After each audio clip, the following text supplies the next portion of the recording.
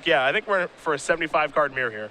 So Brad gets a lot of credit, and rightfully so, as being the best standard player / deck builder on the planet. Steve Rubin's on the short list. Ari Lax credits him in large portion for coming up with the Pro Tour winning Abzan mid-range deck from the Pro Tour Konstantin Tarkir, as you mentioned, a 2-time Open Series champion and a rising star of American Magic.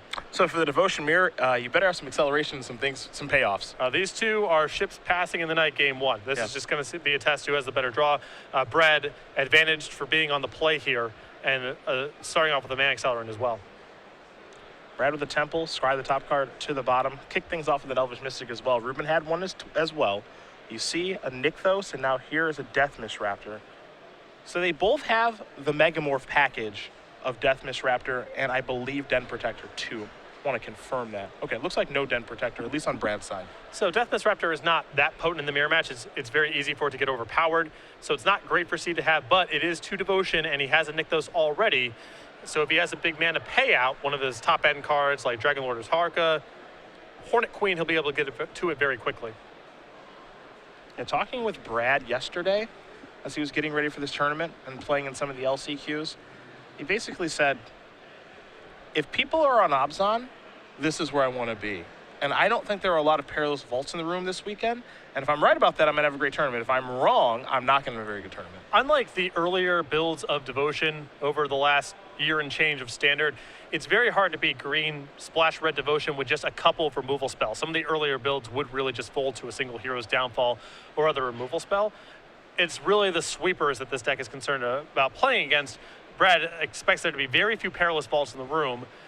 And if there's a lot of Abzan, he should have a good run through Standard. Yeah. And now Steve Rubin is someone who is known for playing Abzan too. You mentioned he built Ari Lax's deck for the Pro Tour, and we've seen him actually win an Open with Abzan before. So to see him playing Green Devotion, that speaks volumes about how he feels it's positioned in the format. Yeah, and Brad is very, very much on the top of the Standard metagame at all times. He's not really married to playing any particular deck at a given time. He just plays what he feels is best for a given weekend, puts in a lot of work in the short term, getting in his reps, and he feels that this deck is just a great choice for this weekend. Yeah, so to see these two teammates playing the same deck, not too surprising. Brad's going to take a look at his manifest. He's going to let the Deathmist Raptor through. We'll see what Steve can follow up with, because Whisperwood has the ability to take over a game pretty quickly. And I imagine both these players are just looking to get the Dragon Lord of Tarka. Pretty much. They both have their mana. They both have Nykthos. It looks like Steve is about to cast Whisperwood Elemental. And at that point, it feels like the first person to get to Hornet Queen should have a pretty big advantage. And if someone gets a Dragon Lord of Tarka, that should be good enough to cement the game. Here's a manifest. Those are mysteries. We'll head back Nelson's way here in just a moment. Rattle quickly untap and take a draw, pick up a copy of a mountain. We'll see what he can put together this turn. We're getting to the stage where it's going to be pretty challenging for either player to attack without finding a trump. And a lot of the trumps, like Dragon Lord Tarka and Hornet Queen, aren't particularly good to manifest. So we're looking at draw steps here.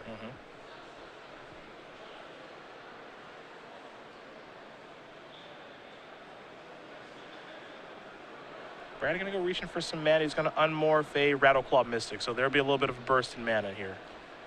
And now the Nykthos is also positive mana for Brad, as he has 4 green mana symbols in play, alongside his Elvish Mystic and Whisperwood Elemental. And now here's a Genesis Hydra. 7.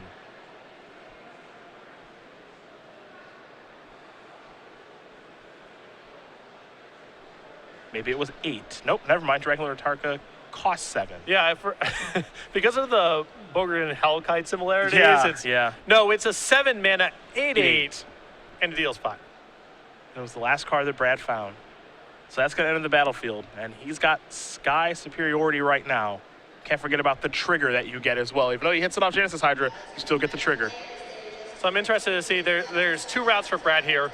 One is to pin mana and go after the Manifest token plus the 2 copies of Elvish Mystic. The alternative is Whisperwood Elemental plus Elvish Mystic. And remember, Steve scried and left on top, which means that the Manifest down there on Steve's side is probably something of value.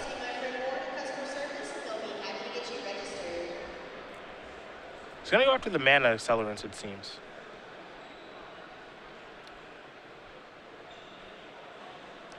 If Brad is taking out the Death Mist Raptor, it means he's trying to really pin the mana and take out as much devotion as possible as well. Slow down the Nykthos. I don't think he cares very much about Death Mist Raptor as an attacker, but he does want to just jam up Steve's mana as much as possible, and Death Mist Raptor may provide the most in the long term because it's 2 green mana symbols. Looks like Whisperwood's going to bite the dust, which means the creatures that are getting killed are going to turn to manifests.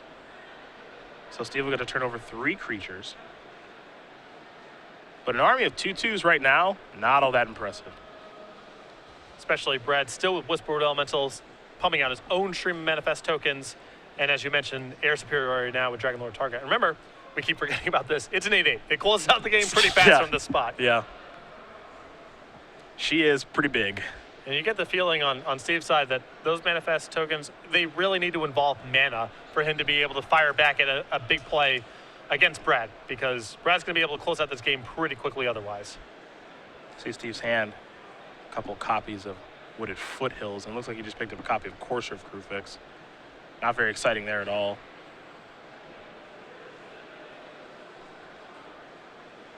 Brad's got the superiority in the air and on the ground right now, too. Biggest creatures in play are on Nelson's side of the table. There's a Courser. We'll see the top card.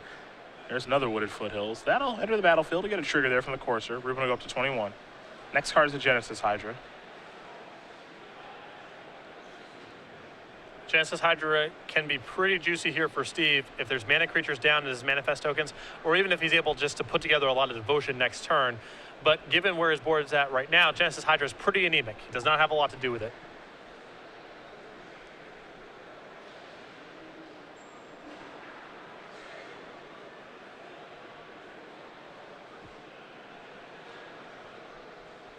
Remember, Brad can comfortably attack for at least 15 with Genesis Hydra and Dragonlord Tarka, plus more coming across. So this is a very short clock, even though the ground looks pretty clogged.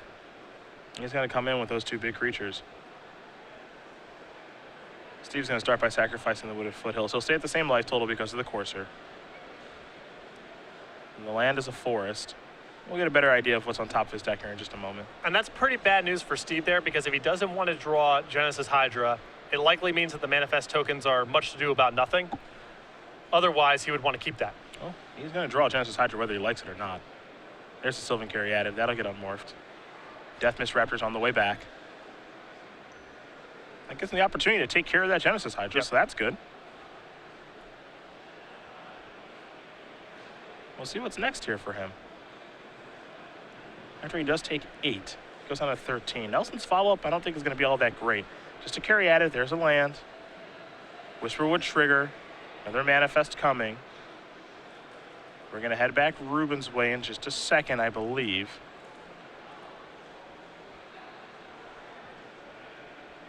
Yep. So Steve doing a decent job of catching up. Yeah, he's got, with Death Mist Raptor plus the manifest tokens, he does have a lot of defense on the ground. Now, he's still taking 8 in the air. He's at 13, so this is a pretty short clock, but he can play defense on the ground pretty effectively. For Rubin, it's about finding a Dragonlord Tarka of his own. That's the big one. Hornet Queen would also play here. Oh, absolutely. But he wants to make sure that this Genesis Hydra is 4/7, so he has the opportunity to hit one of those 2 cards. Rubin will play land up to 14. Sacrifice the fetch land, stay at the same life total, of course, because of Courser. He could Genesis Hydra right now for 5. But again, we don't know what those manifest creatures are. The only one that knows is Steve. One of them was a Sylvan Caryatid. We'll have to find out what number 1, number 2, and number 4 are. Then we'll take a look at the top card of the deck. It's a Wishwood Elemental. What's he unmorphing now? Rattleclaw Mystic is pretty good. That's a surge in mana. That also gets Death Mist Raptor back. And it's plus 2 mana effectively. Actually, plus 4 mana now, because there's additional green devotion symbols in play for Nykthos. And the Rattleclaw Mystic is a little bit of burst of mana here when you unmorph it.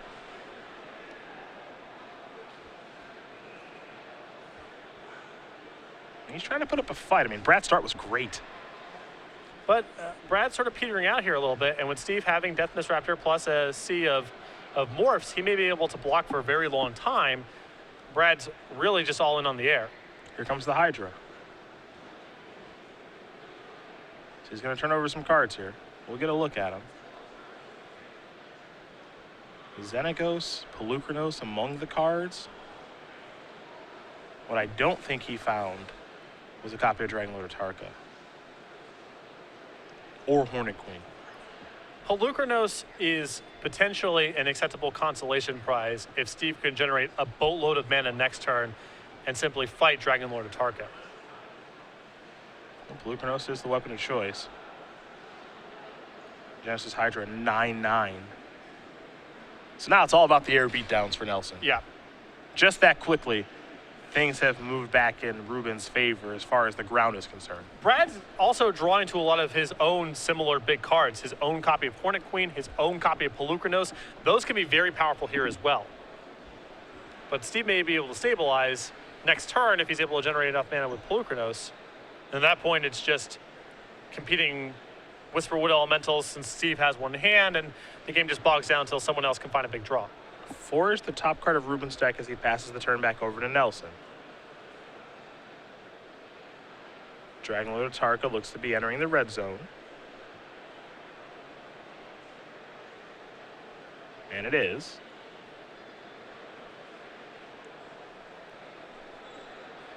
There's a mountain. Whisperwood Elemental trigger and just passing the turn back. So a very simple turn for Nelson as we go back to Steve. We know he's drawing a forest. It's unclear if those manifest cards or anything. Let's see the next card, Temple. Now the one thing we do know that he has is Pelucranos. And a decent amount of mana, but is it enough mana?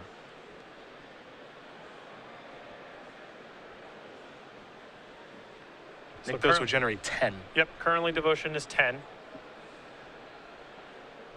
And he needs 17 mana. Looks like he can generate Yeah, 15 right now.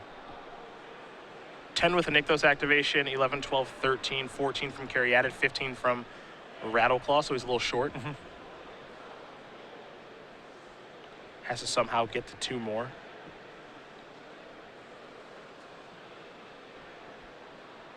I think that's the math that he's doing right now. Assuming those manifests are nothing, and it seems as though they are. Right, if it was any of his big stuff, you think you would have seen it by now. Yeah.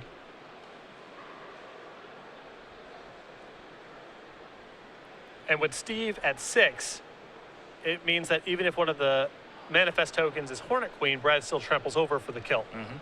So Steve is pretty slim here on outs, assuming he can't generate the mana required to fight Dragonlord Tarka with Pelucranos. You see the 2-time Open Series champion going through the math right now. What can I do? Why can't I stay alive? I'm making a heck of a comeback here.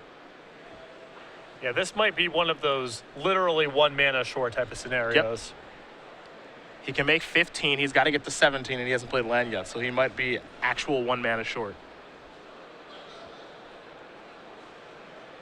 Yep, he is. And he knows it, and he's going to concede the game. 2 Nykthoses were the manifest.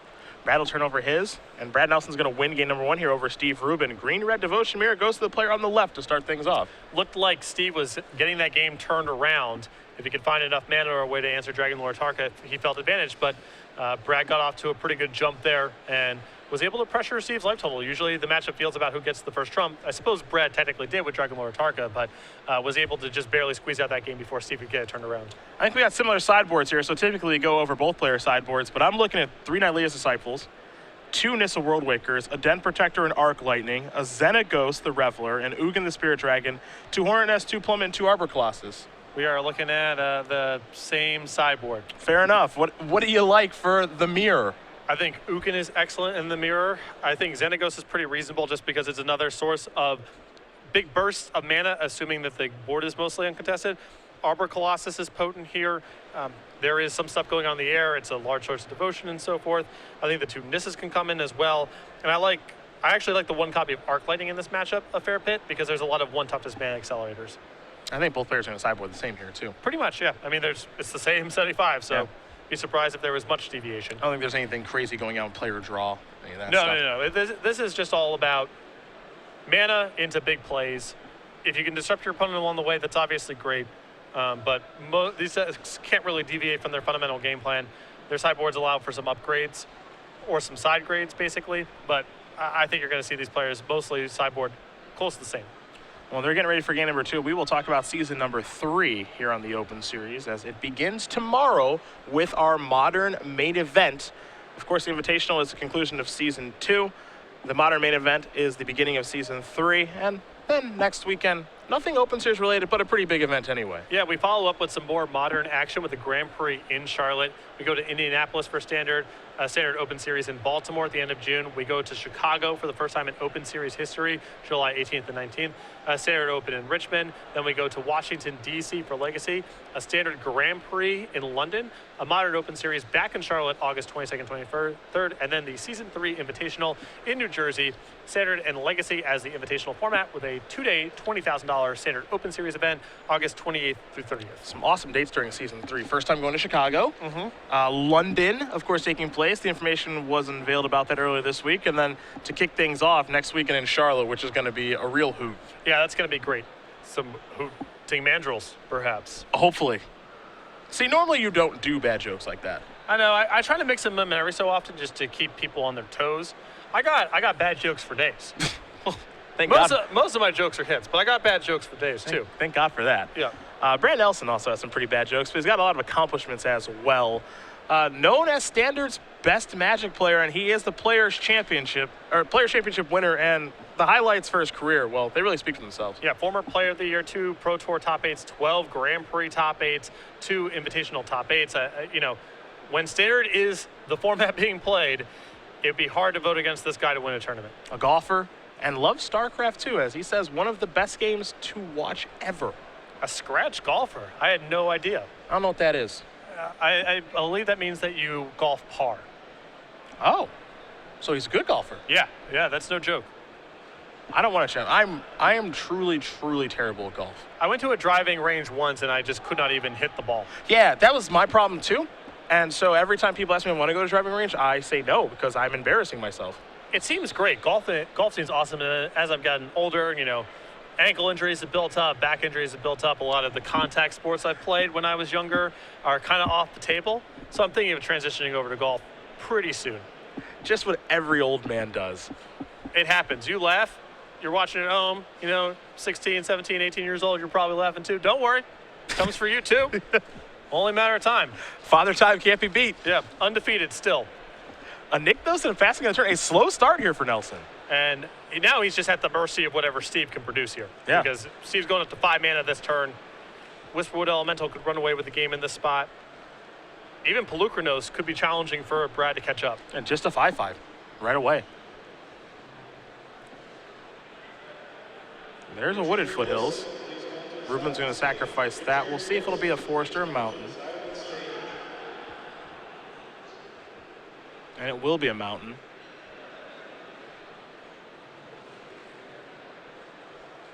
We'll see what the big finish is here, assuming there is one here for Steve. You mentioned it.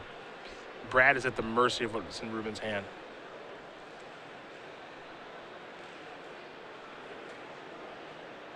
You can even see a Pelucranos right now. Jeez. Gonna go the Xenagos route here. See if he wants to plus or just make a Satyr token. It's very rare for this card to be about going beat downs in the mirror match because the board gets clogged up so fast. It's usually just another burst of mana type of card. But, and even with Brad doing nothing, Steve is still just going to build up Xenagos and generate mana because the likelihood that a sea of 2/2s runs away with this game is just very low. That's a pretty good turn there too.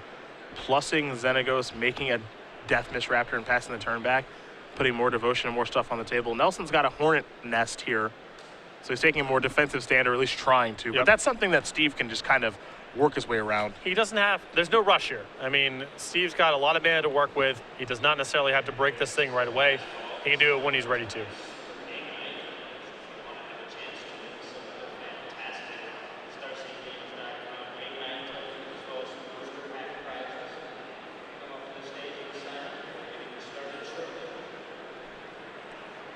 See a Sylvan Caryatid over there. Still has the Pelucranos. A bunch of mana available. Think this is Xenagos. Looks like a Genesis Hydra too. This is really everything Steve Rubin could ask for. It feels like the critical number here to be using Genesis Hydra for is 7. That gives you the high upside shots of Dragon Lord, Atarka, and Hornet Queen. And with the game still kind of in its build-up stage, I don't think Steve is going to fire this off for less than 7. There's Pelucranos. Carry added. Pass the turn back. Going to build up a big board. Steve's going to be working with a lot of mana next turn. Dragon Lord Atarka the draw here for Nelson. I count 11 mana at the minimum on Steve's side of the table. That's good for Genesis Hydra for 9. Unless Steve draws something real good, I think that's what we're going to see next turn. Heaven forbid a Nykthos shows up.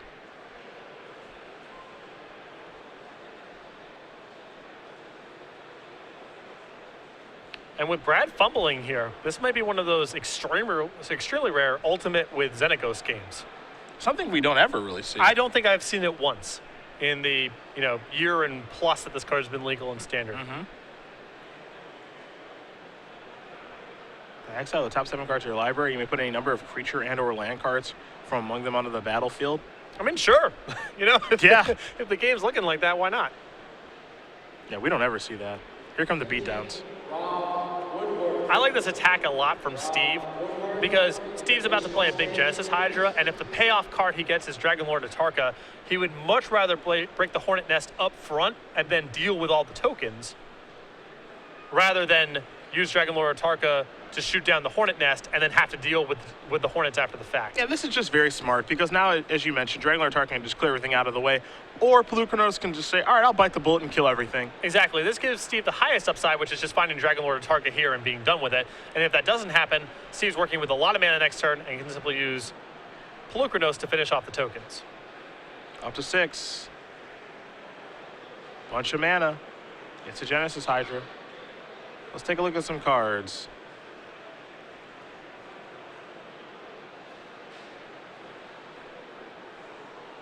Not the best Genesis Hydra activation. Whisper Elemental, probably the best card there. Yeah. I mean, Whisperwood is not a bad consolation prize. Steve could have done a lot better there, but still firmly ahead in this game right now.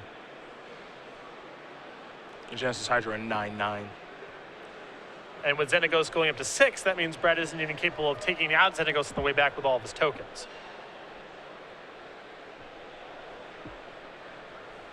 We'll likely get a Manifest trigger here from the Wishwood Elemental in just a moment.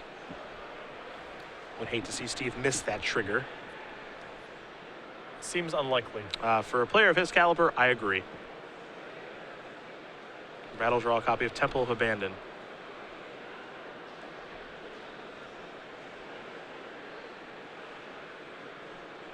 And he says no more. No coming back from that one. I think, I'm not exactly sure of the 7-card hand that Brad kept, but I think when you're on the draw without mana acceleration, you're just going to lose a huge portion of the time. Probably just have to mulligan. Even if you have a Hornet Nest, that's only buying you a little bit of time.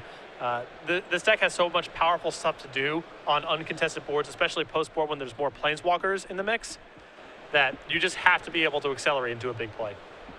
Well, Steve Rubin able to tie things up here against Brad Nelson. They're going to sideboard. Get ready for game number 3. So we will talk about Star City Games YouTube page. It's got a lot of awesome stuff going on at it. Yeah, it's awesome. You can subscribe for free at youtube.com/StarCityGames. There's a lot of content on there. Everything from the website goes over there at some point, even the premium articles. So after a month, they're available on the page for you to check out. And there's some content that's exclusive just to the YouTube page, like unboxings, for example, which are really fun. And of course, there's always a very enthusiastic Evan Irwin hanging out there, busting boosters, and excited to see what he gets. So you can head over to youtube.com/StarCityGames, check out the page. And again, free to subscribe, and there's a lot of content there. Big fan of those Evan Irwin unboxings. BBD and CVM did one too as well. That was pretty entertaining, yeah, to say the least, as those two are really good at playing off each other.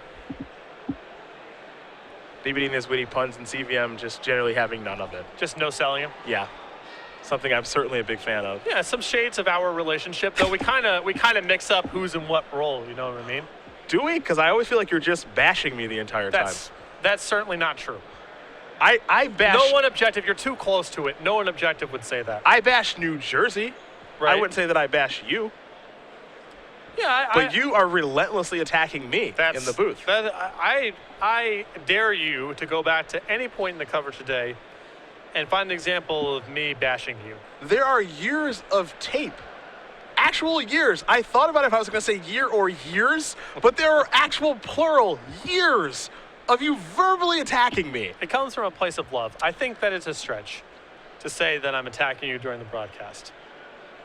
I think it's a stretch. We'll have to talk about it.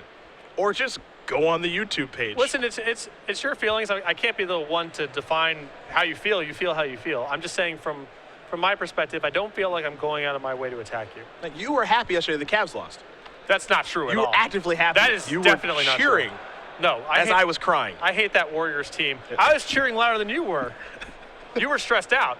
I was there just screaming the whole time. No evidence of that.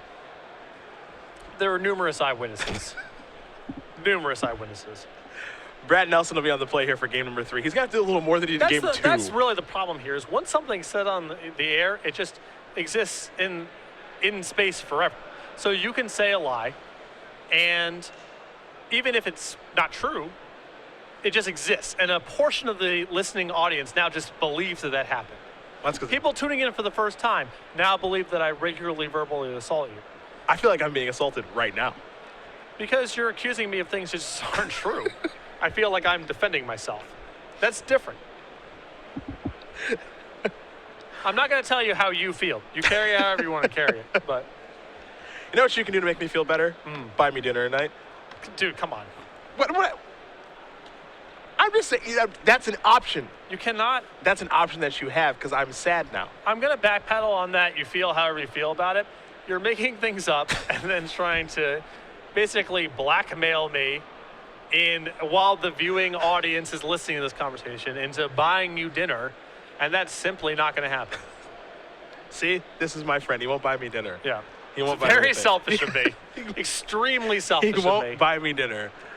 My feelings are hurt, and now you won't do anything to make me feel better. Yep. Will you Periscope with me later? All right, you have to explain to me better. I think I might have gotten myself or all of us into trouble with our first efforts at periscoping, so you have to clarify a little bit more clearly what that means. This is the new hip trend. It's either that or Snapchat. You choose. You choose. right. You're an old man, so you get to choose which one we use. Okay. They're both truly horrible. Yep. I started cursing into a phone, and Cedric took it away from me. I think we were periscoping, you were saying, but we'll have to. I don't know. We'll figure it out. Brad is going to keep no Elvish Mystic this go-around. Just a Forest and a passing of the turn. Steve with a Forest, too. Who's got the first acceleration? That's what's important here. I see a Rattleclaw Mystic. There's a Wooded Foothills. Nelson could go down to 19. And there's a Rattleclaw. That's step 1, is acceleration. Yeah, he's just got to have something here. It's good for Brad that Steve also missed on the first turn, but you can't fall behind in the mana race. That's the easiest way to lose the game before it even starts. There's a Sylvan Carry added. So both players do have mana acceleration. Let's see what's next. Nelson will draw. It's a Forest. Keep in mind, Brad not switching up a mountain there. But he already has the mountain in his hand. We just saw that. So, red mana not going to be a problem.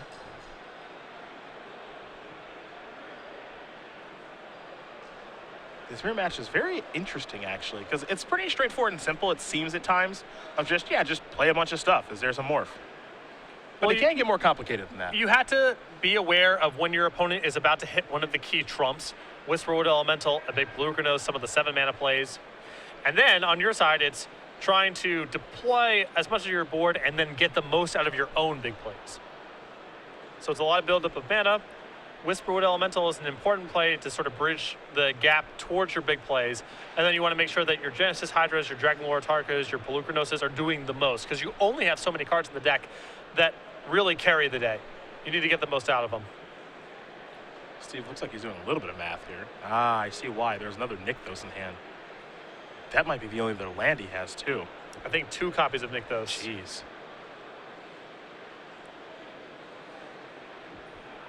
You see that familiar tapping from players when they are doing some math that it gets complicated. Now here's another Nykthos. Perhaps a Pelucranos here. It's a Xenagos. Okay. A Satyr token and a passing of the turn. He does not look thrilled as Nelson will take a draw. I mean, that's a pretty anemic third turn. Yeah. Rattle Claw is going to give him a burst of mana. That's a Nykthos. There's a Nissa. Elevator goes up. I have to imagine he's going after Xenagos. Especially with Steve basically representing that he has no more lands in his hand. Yeah. There's no way Brad wants Steve to keep this copy of Xenagos. He's willing to trade a Rattleclaw Mystic with a Satyr token here to make sure that Steve stays pinned on mana. Basically undoing his entire last turn. Yeah. And Steve's last turn was already not ideal. Yeah. Now the question is, does Steve want to trade his Satyr token with the Rattleclaw Mystic? Don't forget, the lands have trample, so Steve chump blocking there doesn't do very much. Yeah, I mean, the Xenagos is done for. It's just if Steve wants to take the opportunity to trade his token with the Rattleclaw Mystic, looks like he's declining.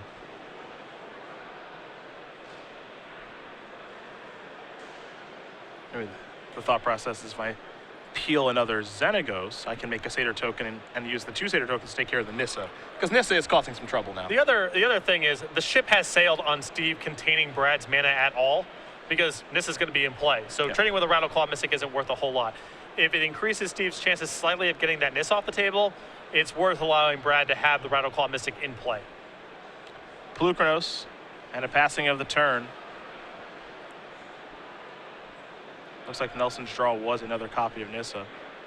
Nelson, considering how he wants to use that 4/4, that's a land. If he wants to get into the red zone with it, if he wants to start using it to make some mana, get some bigger cards into play. Brad's got such a huge resource advantage on Steve right now, and it's not clear Steve can even really catch up. So Brad's not going to do anything too risky here. As long as he stays the course, he should be fine. He can make his own big play of his own. Remember, Nissa also has the power to untap a bunch of forests too. He's net positive with Nykthos right now as he has 4 green mana symbols in play, so he can do some big stuff. He's tapping for 8 mana, and we're going to get Nykthos to generate some mana. Oh boy, okay. Maybe a big Genesis Hydra?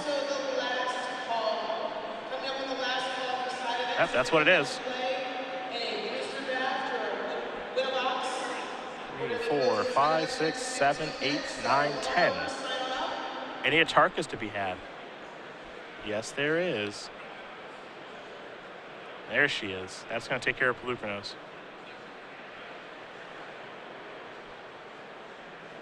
And a 10/10 Genesis Hydra, too. Pretty good turn. Yeah, I've seen worse ones. Temple of Abandon the draw, and there's an extension of the hand. Brett Nelson's going to win this match here over Steve Rubin in the green-red Devotion Mirror. 2-1 for Standard's best player. He kicks things off in this portion of the Invitational 1-0, and it's going to be interesting to watch. Both these players are great. We both know that, as to you guys at home. The big question is this the right deck to be playing? Because this is more of a matchup deck than like an Abzan, which is just a really good deck. If you get the right matchups, this deck can be great. If you get the wrong matchups, your blue-blacks of the world, that can be really bad. Yeah, the deck does not play particularly well against counter spells and sweepers. But there's only so much of that going around in the metagame right now. And a lot of the slower builds of Abzan have moved away from sweepers